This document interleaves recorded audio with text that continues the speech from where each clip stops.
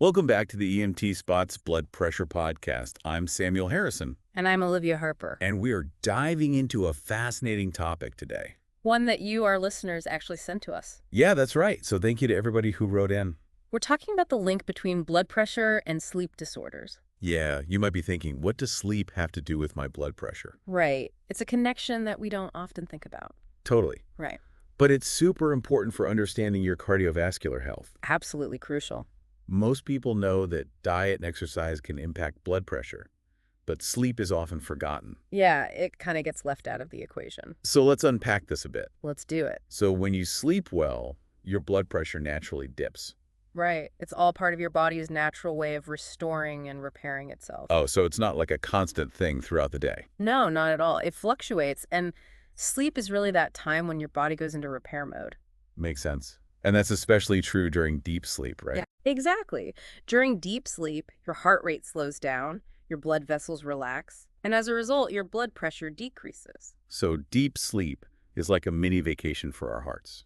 I like that analogy. It's a well-deserved break for your cardiovascular system. I'm all about those mini vacations. Yeah. But what happens when we don't get enough of that restorative sleep, or if the quality of our sleep is poor?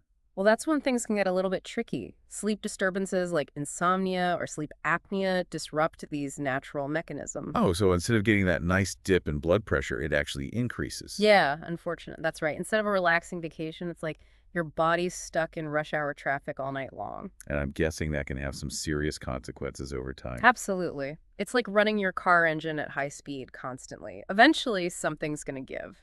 That's a good way to put it.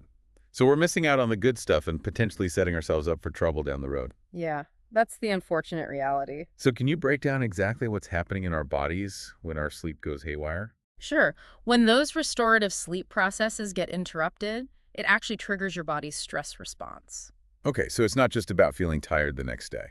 No, it's much more than that. You start producing more stress hormones like cortisol, which can directly raise your blood pressure. So it's like your body's constantly on high alert, even when you're trying to rest. Exactly. It's like it can't fully switch off. That's pretty alarming. And we talked about this a little bit earlier, but it's a two-way street, right? Exactly. It's a vicious cycle. People with high blood pressure often have trouble sleeping, and then poor sleep further contributes to high blood pressure. It's like a dog chasing its tail. How do you break free from that cycle? That's the challenge, isn't it? So let's dig into that cycle a little deeper. You mentioned sleep apnea earlier. Can you give me an example of how that plays into this two-way street situation? Absolutely. Sleep apnea is a perfect example. With sleep apnea, you experience repeated pauses in breathing throughout the night. Right, I've heard of that. But it's more than just loud snoring, right? Right. Each time this happens, your body essentially jolts awake, gasping for air. Oh, wow, so your body's working really hard all night. Yeah, and this disrupts your sleep cycle and causes a sudden spike in blood pressure. So on top of everything else, you're dealing with these blood pressure spikes too. Exactly. And as if that wasn't bad enough, the elevated blood pressure makes it even harder to fall asleep and stay asleep. Oh no, so it just keeps getting worse. Right.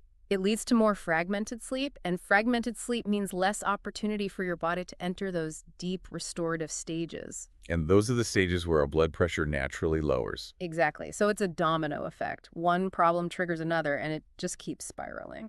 This is heavy stuff. Yeah. Are there other things besides sleep apnea that can mess with this sleep blood pressure balance? Oh, absolutely. There are a bunch of factors that come into play, and they're all interconnected in really fascinating ways. Like what kind of things? Well, things like your weight, your lifestyle choices, even the environment you sleep in. All of these things can influence both your sleep and your blood pressure. So it's way more complex than just how many hours of sleep we're getting. Exactly. It's a whole ecosystem at play. An ecosystem we need to pay attention to if we want to keep our hearts healthy. Absolutely. So let's start with the elephant in the room, shall we? You mean the one with the giant bag of chips and a late night pizza habit? You got it. Obesity and lifestyle choices play a huge role in this whole interconnected web. So you're saying people who are overweight or obese are more likely to experience both high blood pressure and sleep disorders. Exactly. Especially sleep apnea. It's a common thread. So maintaining a healthy weight is kind of like hitting two birds with one stone. That's a great way to put it. It can make a huge difference for both conditions. So weight is a big one. What else should we be thinking about? Well, we can't forget about stress. Oh yeah, stress. The silent killer, as they say. And a major sleep disruptor, chronic stress, can lead to chronically elevated levels of those stress hormones we talked about earlier, like cortisol. And cortisol is linked to both poor sleep and high blood pressure. Exactly. It's like stress is throwing a wrench into our body's natural balancing act. And speaking of wrenches, let's not forget about those late-night caffeine and alcohol binges. Oh, yes, those definitely don't I help. know I'm guilty of those sometimes. A cup of coffee before bed sometimes seems like a good idea. I hear you. But caffeine and alcohol can really disrupt your sleep in all sorts of ways. Like how? Well, they can lead to more fragmented sleep and even those nighttime trips to the bathroom, which further disrupt your sleep cycle. Okay, so anything that messes with our sleep can also mess with our blood pressure. You're catching on quickly. It's all connected.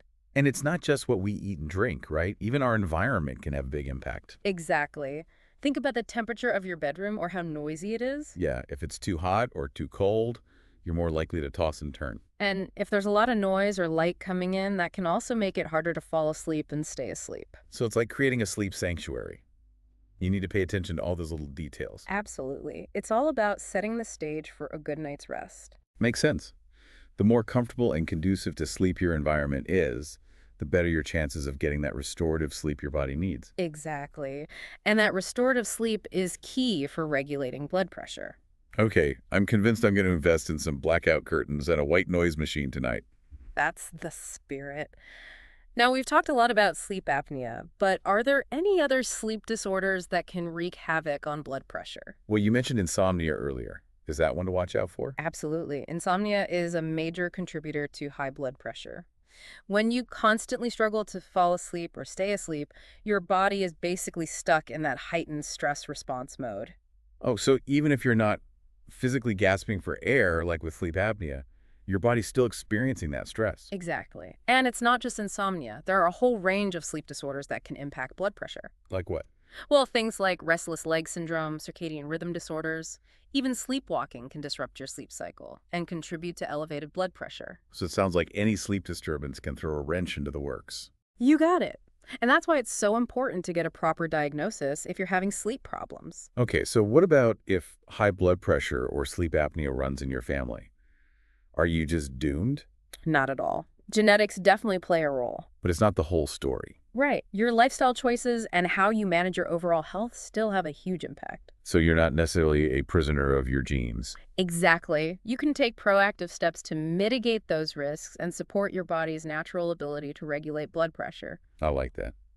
So even if you have a family history of these issues, you can still take control. Absolutely. It's all about being proactive and making healthy choices. So besides ditching the late-night pizza, what are some of those proactive steps we can take to improve both our sleep and our blood pressure? Well, regular exercise can do wonders for both. It can help you fall asleep faster, sleep more soundly, and reduce stress. And when it comes to blood pressure, exercise helps strengthen your heart and improve blood flow. Exactly. It's a win-win. Okay, so working up a sweat is good for our hearts and our sleep. What about diet? Diet plays a huge role as well. A balanced diet that's low in sodium-saturated fat and processed foods can help lower blood pressure and improve sleep quality. So lots of fruits, vegetables, lean proteins, and healthy fats. Exactly. Same advice our grandmothers have been giving us for years. There's a reason those old school wisdoms have stood the test of time. That's true. And let's not forget about stress management. Absolutely.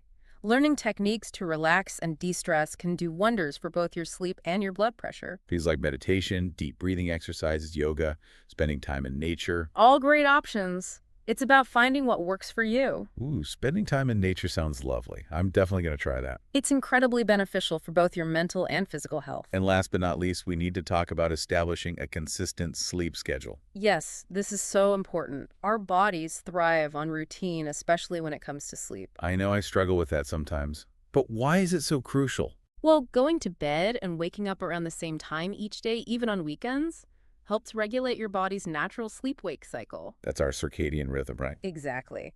And a consistent sleep schedule makes it easier to fall asleep, sleep more soundly, and wake up feeling refreshed. And a well-rested body is better at regulating blood pressure.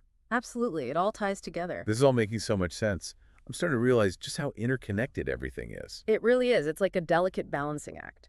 So we need to take a holistic approach to our health.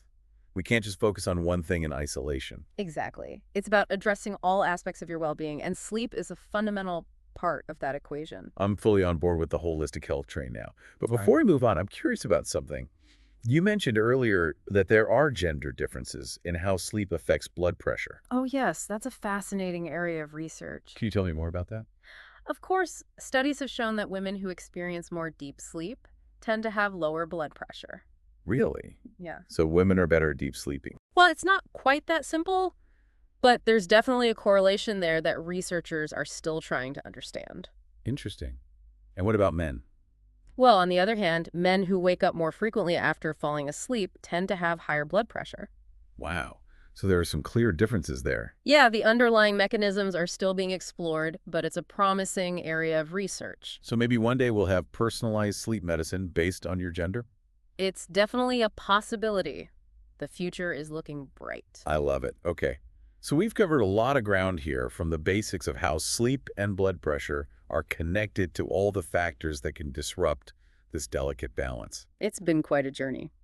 But what about the nitty-gritty details of how sleep apnea specifically impacts blood pressure? Can you walk me through that? Of course. As we discussed earlier, sleep apnea involves those repeated pauses in breathing throughout the night. Right.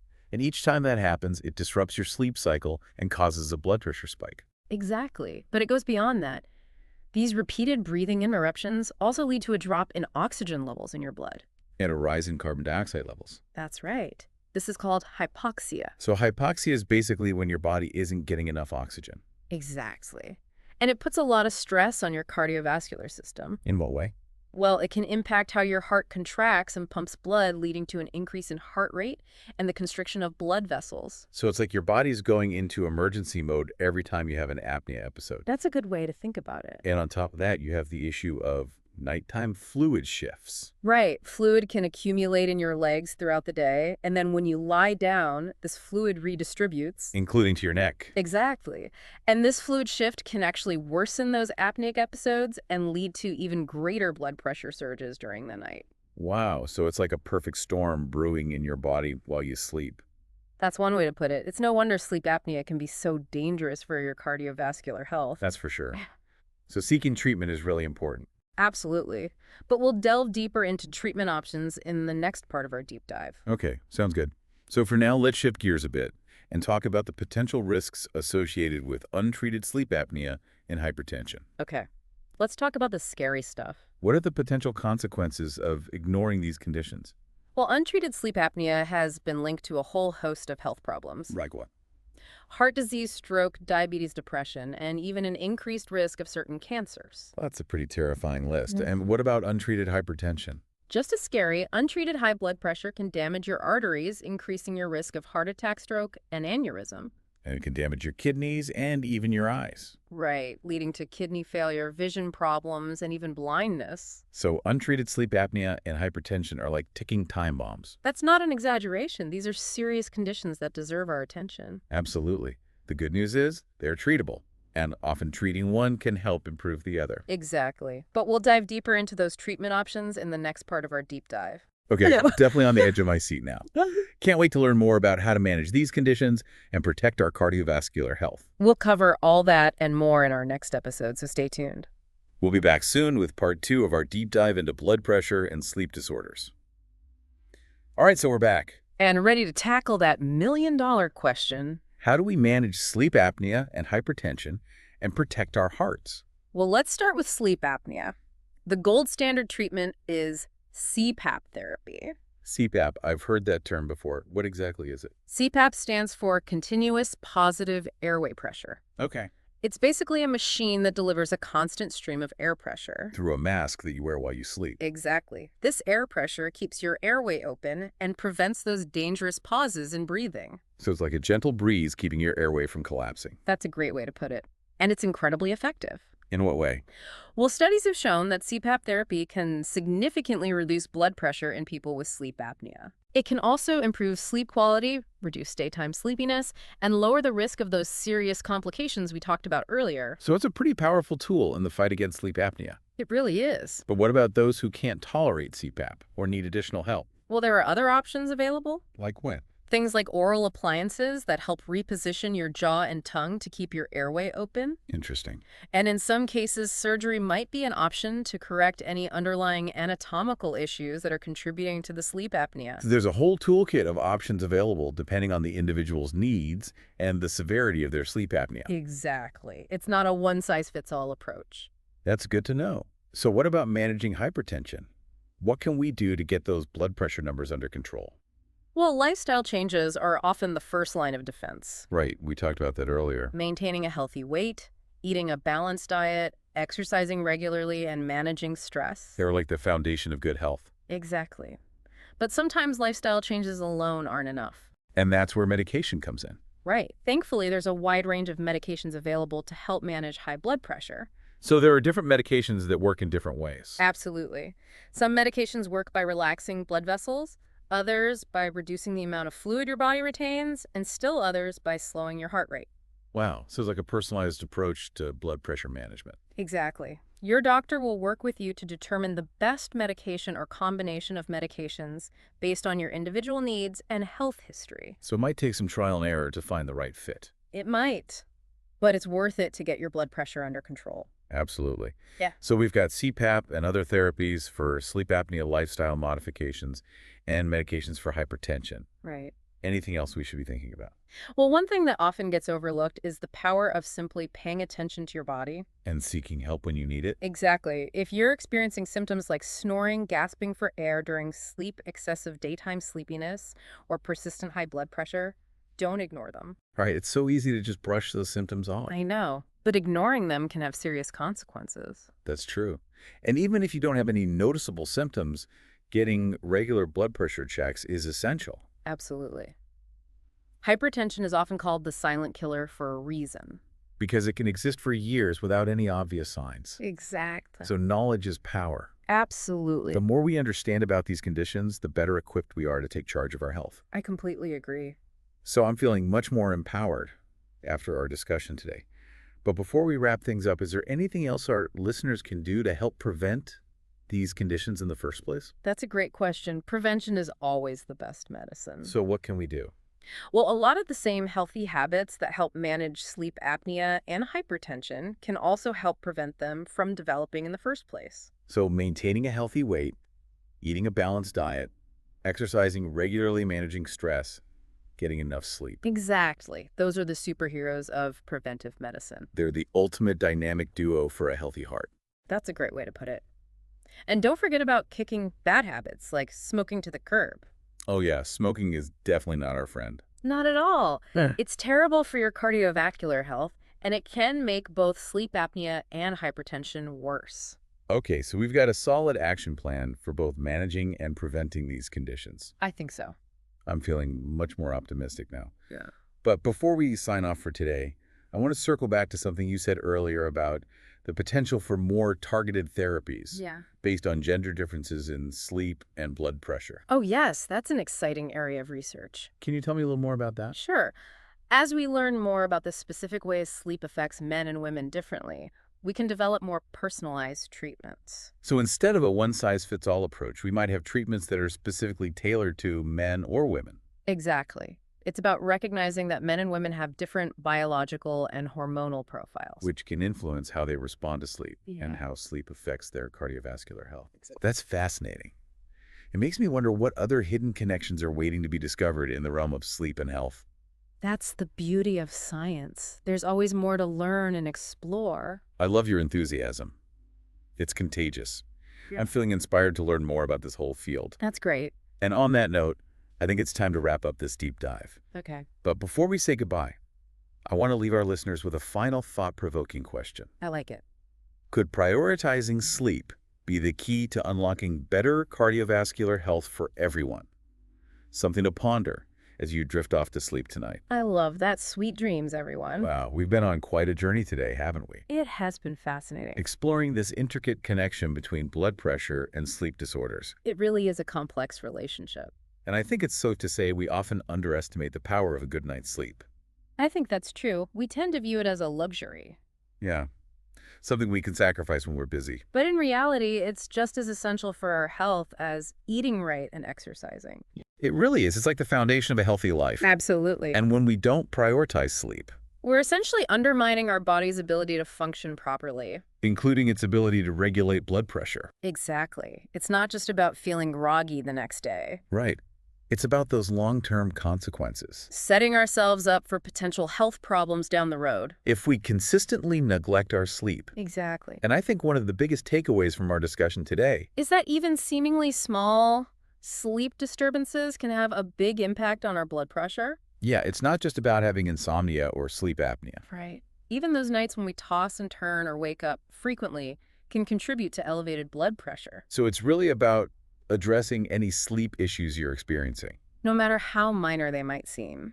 Talk to your doctor, explore lifestyle changes. Consider seeking help from a sleep specialist if needed. It's about taking control of our sleep health. Not just accepting sleep problems as a normal part of life. We need to shift our mindset, And start viewing sleep as a non-negotiable part of our health routine. like brushing our teeth or taking a shower. Exactly. It's that important. I love that analogy. Yeah.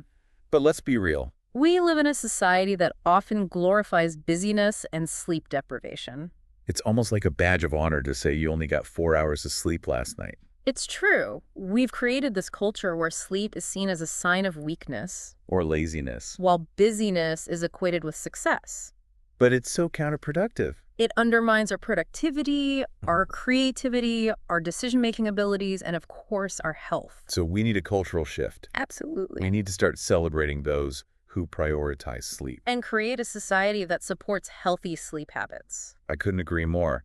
It's about changing the narrative around sleep. And recognizing it as the superpower it truly is. Sleep as a superpower. I love it. And imagine if workplaces started promoting sleep-friendly policies. That would be amazing. Things like flexible work hours, Nap room. educational programs about the importance of sleep. It's about creating a culture that values and supports employee well-being. Recognizing that well-rested employees are more productive, more engaged, and more likely to make healthy choices. It's a win-win for everyone. And we can all play a role in this cultural shift. Absolutely. It starts with our own individual choices and behaviors. But it also extends to how we talk about sleep with our families, friends, and colleagues. Let's spread the word about the importance of sleep. And inspire others to prioritize their health. I'm so glad we had this conversation today. Me too. I feel like we've not only educated our listeners, But also planted the seeds for a much-needed cultural change around sleep. I agree. It's been truly enlightening. And I hope our listeners feel empowered to make some positive changes in their own lives. I hope so too. Well, on that note of positive change, we've reached the end of our deep dive today. I'm Olivia Harper. And I'm Samuel Harrison. Thanks for joining us on the THEEMTSPOT Blood Pressure Podcast. Be sure to subscribe, like, comment, and share this episode with your friends and family. Until next time, sleep well and stay healthy.